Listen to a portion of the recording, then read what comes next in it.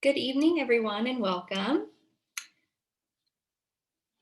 I'm Megan Rust, Interpretation Director at the Frist Art Museum, and I'd like to thank you for joining today's lecture, Rethinking the Boundaries of Western American Art, presented by Thomas Brent Smith.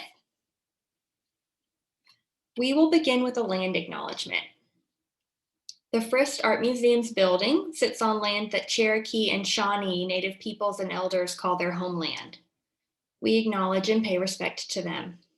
We also acknowledge and offer deep gratitude to the ancestral land and water that support us. Today's lecture is presented in conjunction with the exhibition Creating the American West in Art, which opened today and is on view in our upper level galleries through June 27th. Creating the American West in Art was organized by the Petrie Institute of Western American Art at the Denver Art Museum. We'd like to thank the Petrie Institute and everyone at the Denver Art Museum for sharing this stunning collection with us and with Nashville. The Frist Art Museum gratefully acknowledges our supporters. The silver supporter, the Sandra Shatton Foundation, the Spanish translation sponsor, Vanderbilt University's Center for Latin American Studies. And as always, we are grateful for the continued operating support from the Metro Nashville Arts Commission, the Tennessee Arts Commission, and the National Endowment for the Arts. Before we begin, I'd like to share a few reminders. Time permitting, we'll take questions from the audience at the end of the program. And you can submit your questions via the Q&A feature anytime throughout today's presentation. Captioning is also available. You can turn on captions or turn them off by clicking the CC button that you should see at the bottom of your screen. And finally, thank you for your patience with us as we present this program online. In the event of a technical difficulty, we'll pause the presentation and we'll work quickly to resolve the issue. If you're having technical difficulties on your personal device, you can use the chat feature to send a message to Frist IT. Now it's my pleasure to introduce Thomas Brent Smith.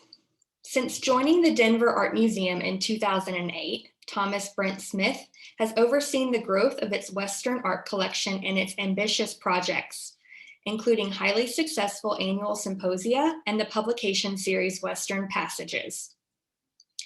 His numerous curatorial projects include groundbreaking exhibitions such as the American West in Bronze with the Metropolitan Museum of Art, The Western, an epic in art and film with the Montreal Museum of Fine Arts, and A Place in the Sun, the Southwest paintings of Walter Ufer and E. Martin Hennings. He has co-authored and edited books on a wide range of topics related to Western American art, including the award-winning Once Upon a Time, The Western, A New Frontier in Art and Film.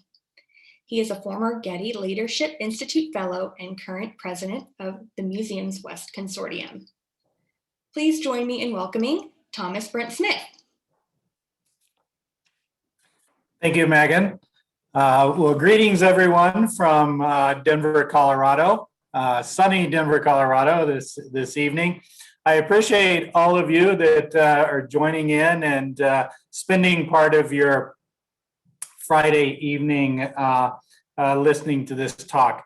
I also want to take a moment and thank Katie and Mark and all of the team at Frist Art Museum for inviting me to speak to you this evening, but even more importantly for putting on what I know is a beautiful exhibition. I've thus far only seen a few photographs, but they look wonderful, and from everyone here in Denver, we're just so pleased to be able to share our collection with the audience in Nashville. Now, the collection that you're going to see, for those of you who are in Nashville, is essentially been built in the past 20 years, which most people think that I'm stretching the truth about that, but I promise you I'm not. It's a collection that really has grown in leaps and bounds, and we're very pleased to be able to share it with another audience far beyond Denver. And so we're really happy about that. So my goal with this talk today is to introduce the history of Western American art as a field of study, attempting in short to answer the question, how did we get here? Secondarily, I'll share my observations on charting a new course for where I think and hope the field is headed in the future, and try to tempt you to visit Denver when we reopen the Western American galleries in the renovated Joe Ponte building later this fall. And I promise you that you will get to see a presentation that is quite different than even what you're seeing there in Nashville. So let's begin. I'm going to share my screen.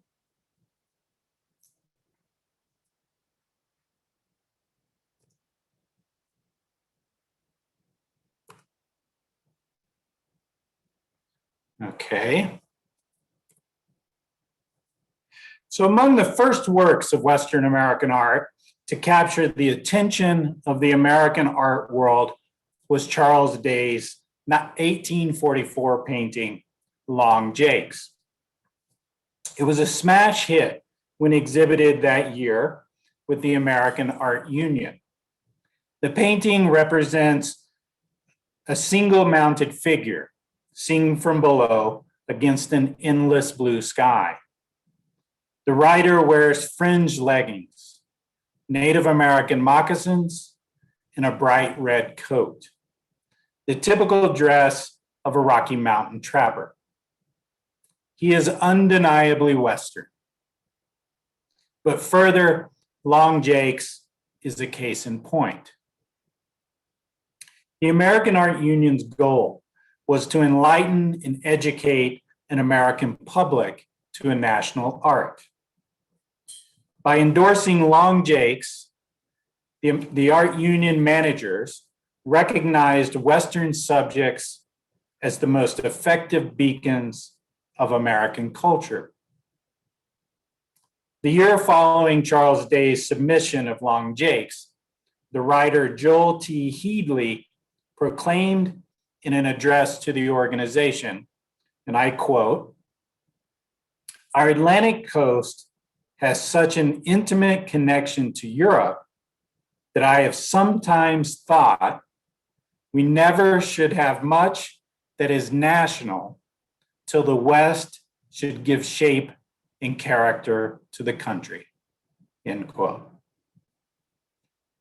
If 170 years ago, Long Jakes was celebrated for its Americanness because it was in fact Western, how is it seen today? Would Eastern or Southern audiences describe it now? Is arguably the most popular painting of the 1840s seen as a national treasure, or has it been relegated to a subset of American art and now seen solely as a Western picture? In many ways, Long Jakes is an apt metaphor for which we can ask questions of Western American art as a whole. Since the end of World War II, American art of the 19th and early 20th century has essentially been divided into two camps: Western art and everything else, for which we simply call American. This truth begs further questions. Why is the art of this region so distinct that it separates itself from the collective American art canon? Is it imperative that Western American art be seen as part of the collective national art, or is it so specific that it longs to hold its own place? In other words, is it American art, or is it its own canon altogether? To begin to discuss these questions, it is important to familiarize you with the history of how the public as well as scholars, have considered the field. The notion of Western American art is a relatively new one. As I mentioned, it started after the Second World War. That isn't to say that paintings or sculptures weren't identified as Western, as was the case with Charles Day's painting, and many others from the time they were first exhibited until the mid-20th century. But to bind works together by a region or a symbiotic experience didn't begin until the 1950s. The first ever exhibition of Western American art, titled Westward the Way, was at the St. Louis Art Museum in 1954. And the following year after, by Building the West at the Denver Art Museum. Now, rather than focusing on the artistic merits of paintings and sculptures, both exhibitions centered on the narrative qualities of the works, using them as illustrations to a common constructed story of settlement, progress, and nation building. The exhibitions set a template that Western American art would be considered and evaluated as an analog to history. Missing from the critical discourse along the way was an analysis of the work's aesthetic foundations. This approach ignored the fact that most painters and sculptors of the American West positioned themselves within the artistic traditions of the day. Their work most often was tailored to contemporary audiences in the tastes that reflected national and international trends. For example, the German-born Albert Bierstadt was trained in the Dusseldorf style of dramatic landscape painting that he coupled with America's most dramatic settings, including Yosemite, Yellowstone, and Colorado's Rocky Mountains. Bierstadt's German training, his connection to a much larger and longer standing tradition of romantic painting, his use of dramatic light, of creation of atmosphere, would all have been ignored. A painting like Immigrants Crossing the Plains was instead extolled as visual evidence of Western migration, as if Bierstadt just jumped off a wagon to paint the scene. It all seems quite silly, right? As far back as the 1920s, artists painting the West began to acknowledge that the content of their pictures might be more symbolic than real. Even early artists like Frederick Remington or Charles Russell admitted to inventing an Old West, or as Remington called it, doing the old America. And likewise, Russell gave the moniker the West that has passed. Whether artists admittedly label their own works as conscious constructs of an invented West, this fact had little appeal to early scholars. It remained to them an analog to Western expansion. The simplest and easiest way to explain this is that early scholars weren't art historians at all, but rather historians by training, with the occasional journalist turned museum director thrown in for good measure. In fact, it wasn't until the 1970s that trained art historians began to apply traditional methodologies to Western American art. So in reality, Western American art as a collective field has in many ways only seriously been studied for approximately 50 years. Now, during this time, there have been great strides in scholarship that included the occasional exhibition at an Eastern institution. On each occasion, however, there have been critics to quickly rebuttal. One such example was in 1989, when the Metropolitan Museum of Art hosted the exhibition Frederick Remington, The Masterworks. A critic for the New York Times wrote, and I quote, "From the vague and documentary to the laughably impressionistic to the corny and moonlit, Frederick Remington," which he misspelled his name, "Frederick Remington's paintings of Indians chasing cowboys, his lackluster illustrations for Harper's, his cliched bronzes of riders on horseback are unworthy of serious attention by a major art museum," unquote.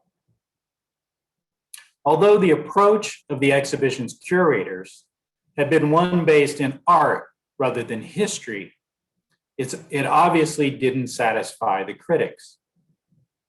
Even when an exhibition's approach is art historical, based in new research and connoisseurship, critics still turn to history for its critical review, as I personally experienced all too well. In December of 2013, the American West in Bronze, 1850 to 1925, an exhibition that aimed to explore the aesthetic and cultural impulses behind the statuettes of Western themes, for which I served as co-curator, opened at the Metropolitan Museum before coming to Denver. In this case, the critic for the New York Times, different critic, called it a spiritually troubling exhibition, characterizing it as, quote, kitsch, pseudo-high art for a Philistine clientele that was generally wealthy, East Coast, urban, and male, unquote. But a larger conundrum became apparent as the author continued, and he stated, "There's nothing in the exhibition that overtly criticizes what white Euro-American civilization did and was doing to the native people, animals, and plants of North America. It's as if the devastation of the West were an inevitable natural disaster rather than the product of vicious programs and policies of business and government." Now, the critic's review was certainly related to the 1991 exhibition at the Smithsonian American Art Museum, The West is America, reinterpreting images of the frontier, 1820 to 1920. This exhibition applied then new ideas of revisionist history to Western works of art. Again, the works of art would be seen as illustrations to history, but with the added context of national interest in ideas such as manifest destiny. Sadly, the exhibition attacked so many negative connotations to the works, it indicted all Western American art as government-sanctioned propaganda. The American West had become the grand finale and one of the few memorable acts of colonialism. Therefore, it was deemed intolerable, especially for Americans outside the West, where their colonial exploits lay in the 18th and the early 19th century and politely swept under the rug. Now, in the weeks following the review of the Bronze exhibition, I found myself coming back to two questions. First, how do we effectively grapple with a complicated past? And secondly, why is it the West that seems to bear the country's collective burden? A few weeks later, another review was published, this time by the Wall Street Journal, which read, and I quote, "So it's no surprise that the critic from the New York Times dismissed this exhibition so much kitsch, going on to attack it for failing to criticize what white Euro-American civilization did and was doing to native people, animals, and plants of North America." And he said, "Pity the curators. They can scarcely have imagined that organizing an art exhibition would make them complicit in long ago crimes against Indians and the buffalo." Now, while I, as curator, may have been off the hook, it still begs the question, where do we go from here? This is where I get to the rethinking the boundaries portion. I believe the answer lies in rethinking what we consider to be Western American art. Creating larger, grander, and more diverse collections that will allow us to better tell the story of the myriad of experiences of the American West. Now, today, Western American art is commonly thought of as art about the Old West. And there is an explanation and an evolution to why that is the case. Very simply, the Western category began with paintings and sculptures of cowboys and American Indians, then landscape painters like Albert Bierstadt and Thomas Moran. Next to join the canon were animalier painters and sculptors. Early artists of the West would be included like George Catlin, Alfred Jacob Miller, who came to the West in the early to the mid-19th century. Later mid-century genre painters like George Caleb Bingham and William Ranney would be added to the Western American art canon. And lastly would be the artist of Taos. So by the 1970s, what the canon looked like was one that is strictly painting and sculpture, that is chronologically between the 1830s to the 1940s, centered in the Rocky Mountain West, and all done by Euro-American men. Okay, this is obviously problematic. So for the past decade, the Petrie Institute has been consciously working toward a broader and more expansive canon. I propose that we break these structured boundaries to rethink of Western American art as all art related to the people, the places, and experiences of the left half of the country. We must make diligent efforts to be more inclusive of the intrinsic diversity of the West by including artists that have been historically marginalized, including artists of color and women. Western American art, like all historic art genres, suffers from the exclusionary environment that kept women and minorities from artistic training. Now, extraordinary cases do exist, and we need to highlight them.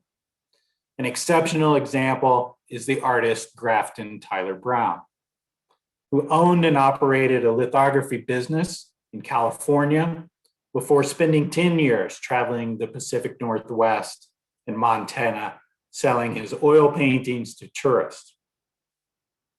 Now, although born to free Black parents, for much of his life, he passed as white, which may have helped him succeed as an artist. While his experiences are not thought of as success in the academic definition, a system that certainly he was excluded from, his is a story of perseverance and someone who succeeded at supporting himself as an artist. Which leads us to acknowledging that to diversify, we need to be open to different experiences and also a myriad of mediums that go beyond strictly painting and sculpture. Often artists that were excluded from the academic system moved to alternative mediums, from ceramics to decorative arts and beyond. Now, the next thing we can do is we can drop the years. 1830 to 1940 doesn't really work on either end. Before the 1830s, we all know there were Native American artists going back thousands of years. And here on the screen, you see some examples of that. And although George Catlin has often been called the first Euro-American artist in the West, that really is not the case at all. The Spanish first came to the Southwest in the 1500s, and artists shortly followed. The West has its own colonial history. It just isn't English, but rather a strong visual language that is Spanish and still permeates much of the West today. And the image that you see here on the screen was done by a Spanish artist that predates George Catlin by half a century. Now, on the other end, why would Western American art stop at 1940? The West still exists. I know, I live here. Well, part of that answer is that there has been the assumption that it can't include abstraction. This too causes problems. Without abstraction, it's impossible to establish a continuous art historical arc, connecting historic works to contemporary. Further, it reinforces that Western American art is only realism and thus narrative. And as we know, it's too easy to jump from narrative to simply illustrating history. But it's also important to acknowledge the influence of the West on the work of artists, of abstract artists that were born in the West. For example, Jackson Pollock was born in Cody, Wyoming. He spent his developmental years in Arizona and California. Or an artist like Clifford Still, who was born in North Dakota, educated in Washington State, and developed his first abstract expressionist works in San Francisco nearly a decade before the so-called New York School. Another boundary to break is place. Although we all know what and where the American West is, the current canon doesn't reflect the inclusive West, but rather is aligned with the Rocky Mountain West.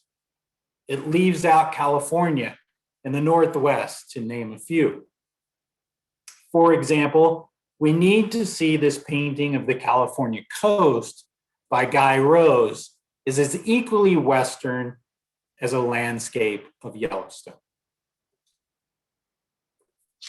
Or I would go a step further to think of this cityscape of Chinatown in San Francisco as essential to the Western canon.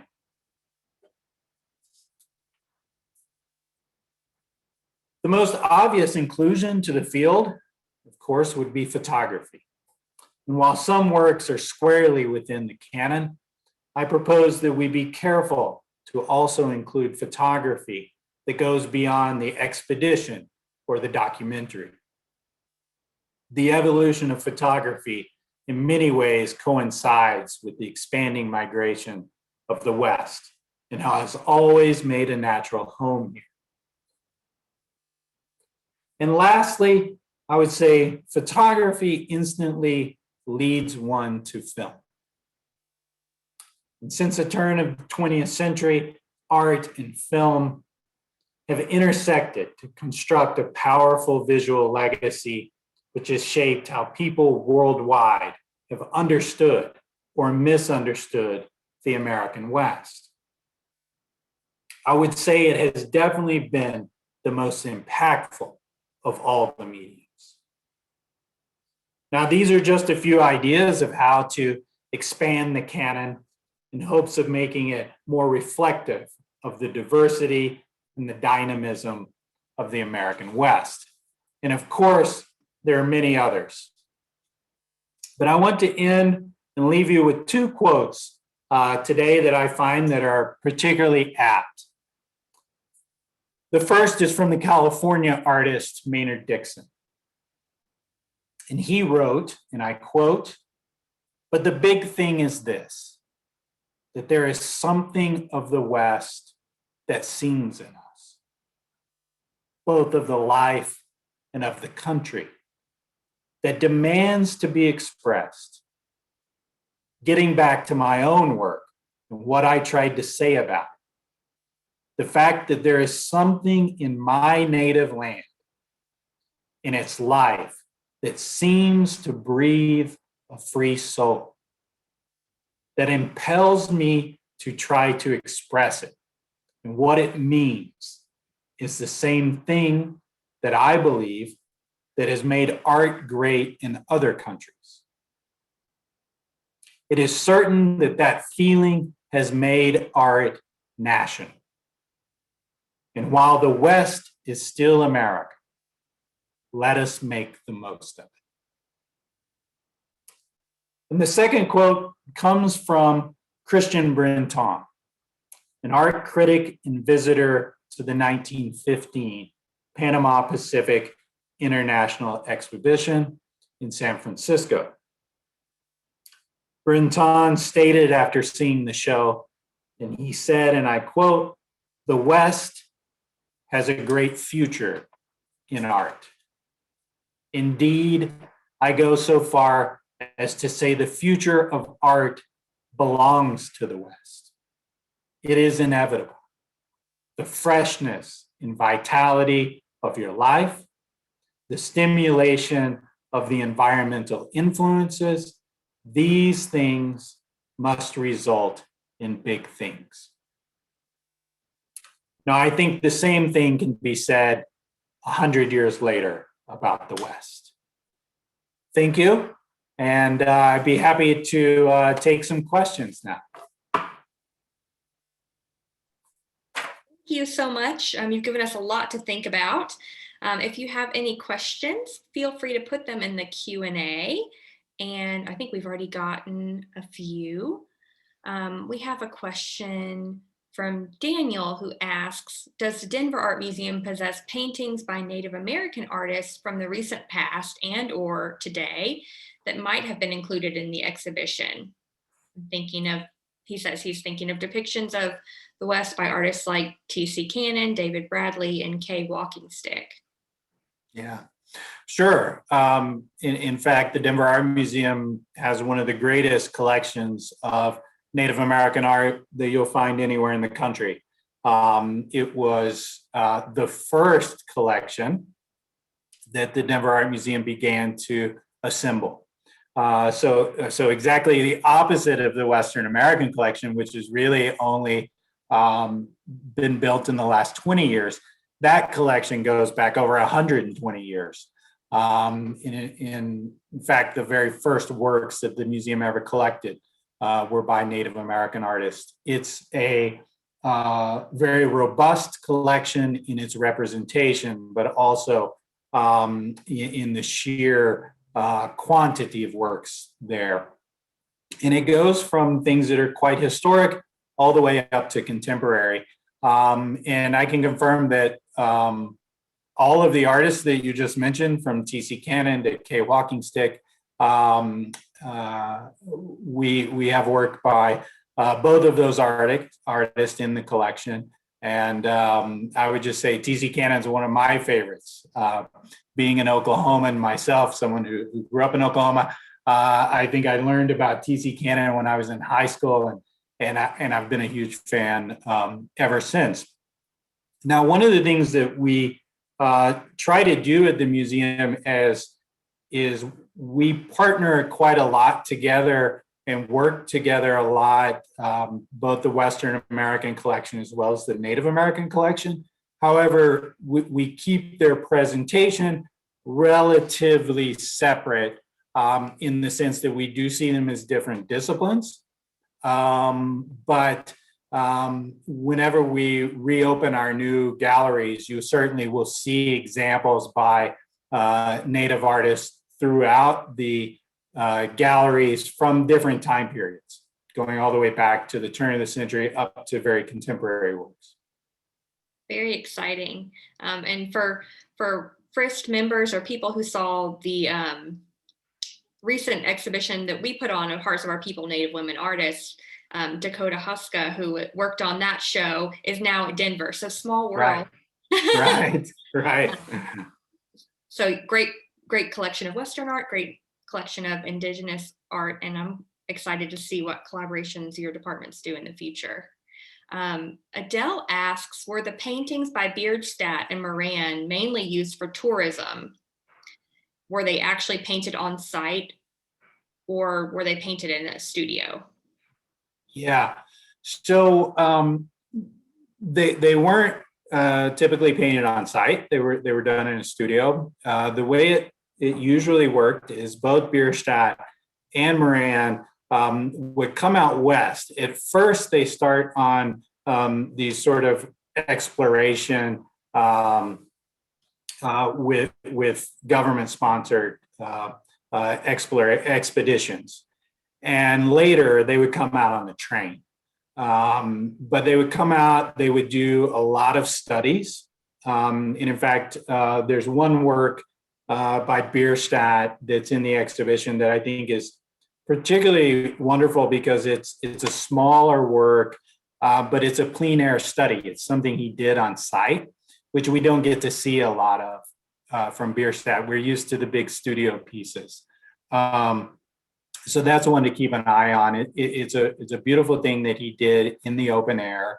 And so they would do those studies, and then they would go back to their studios, both of which were in New York, and would do these big, grandiose pictures. Now, Bierstadt, as far as I can remember, was never sort of part of a tourist kind of trade so much. He was often commissioned by people, or he joined on an expedition to come west and then sold those paintings.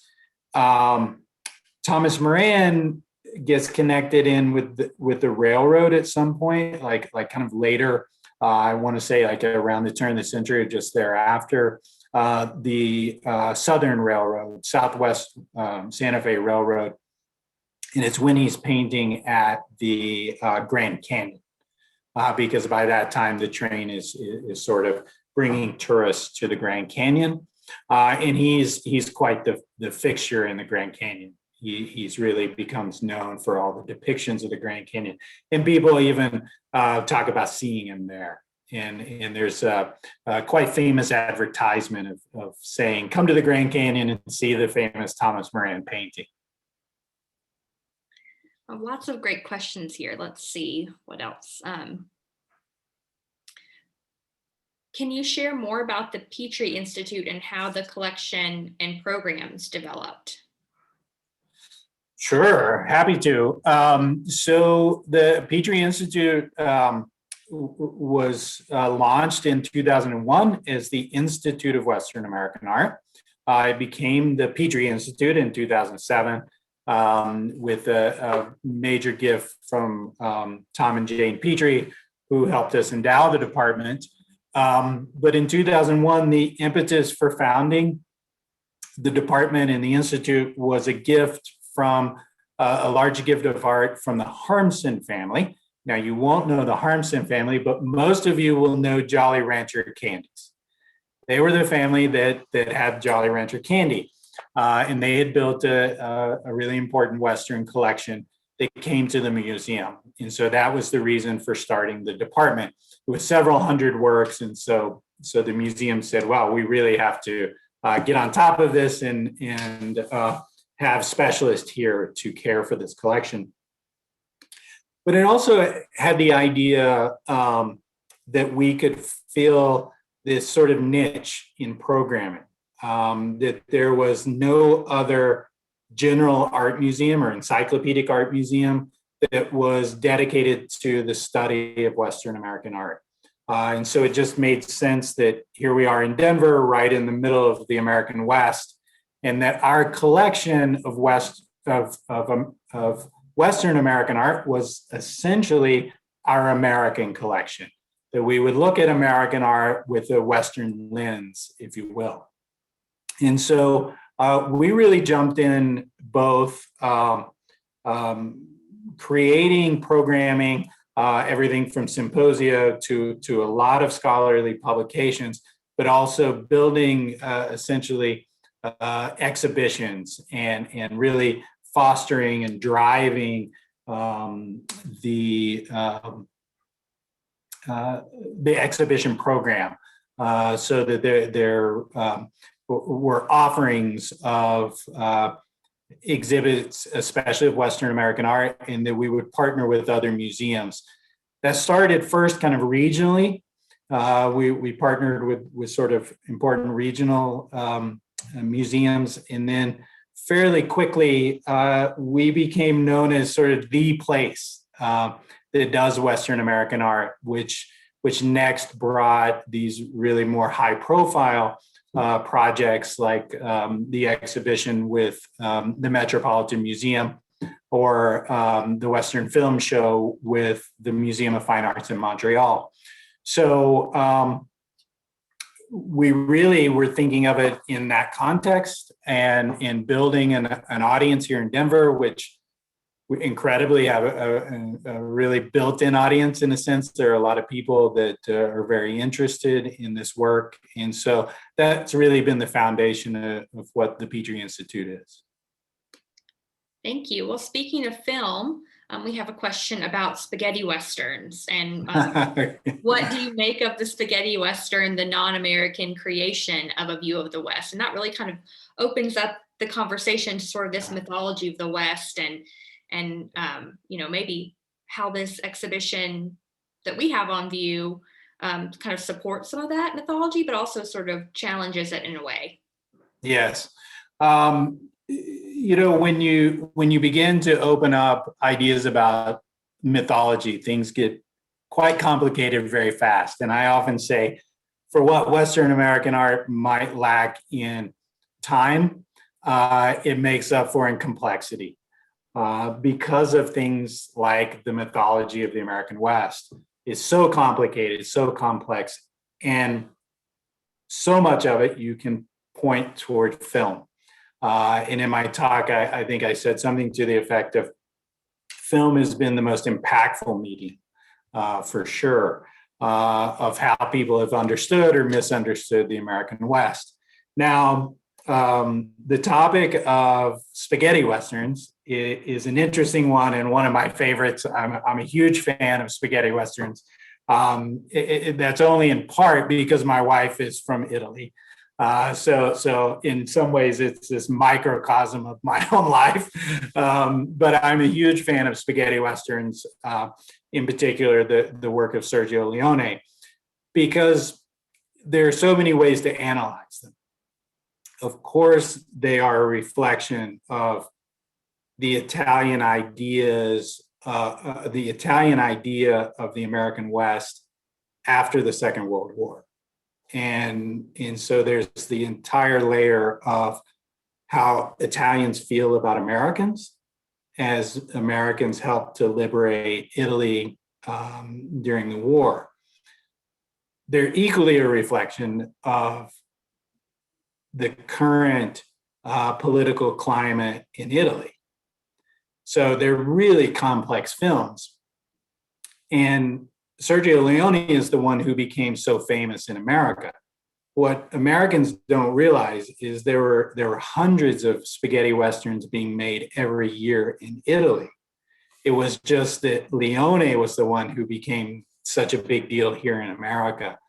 I think it's mostly because they were so sort of fresh and different from the classic Westerns of someone like John Ford. The music was different. The timing was different. And all of those elements are so Italian. The fact of how they make you sort of wait for the scene, and this music that is so operatic. I love them. Although I have to say, when I first saw them, it took me a long time to be able to enjoy them. And in fact, I would try to watch something like Once Upon a Time in the West. And I would just remember after 20 minutes of waiting on the train to arrive, I'd just give up. I would say, I've had enough. I can't do this. So it's certainly an acquired taste. All right, let's see. Maybe we'll have one or two more here. Let's see.